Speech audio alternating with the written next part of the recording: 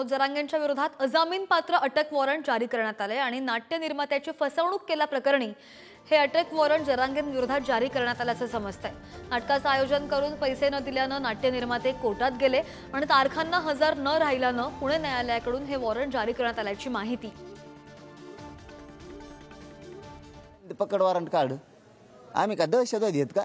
बॉम्बस्फोट करणारे, मर्डर केला का आम्ही? डाके टाकले का? पकड वॉरंट काढता? मी एवढं फसवणुकीचे किती गुन्हे आहेत राज्यात, काढावर बाहेर सगळे। हां, न्याय व विधी विभाग कोणाकडे? देवेंद्र फडणवीसकडे। हां, याच्यावर कंट्रोल कोणाचा आहे? न्यायालयावर सुद्धा देवेंद्र फडणवीसचा। गृह विभाग कोणाकडे? पोलीस देवेंद्र फडणवीसाकडे।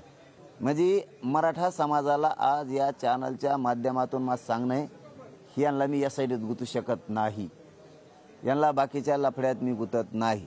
यांनी असं ठरवलं आता ह्या मॅटरमध्ये माझा काही दोष नसताना ह्याच्यात त्याला जेलमध्ये टाका। मी काही त्यांना दोष देणार नाही। मागच्याही वेळी उपोषणाच्या शेवटी ते माझ्या आईवर बोलले होते, मग नंतर त्यांनी माफी पण मागितली आणि सांगितलं की जरा उपोषणाने माझ्या डोक्यावर परिणाम झाला होता किंवा मला त्रास झाला होता, त्यामुळे मी रागारागात बोललो।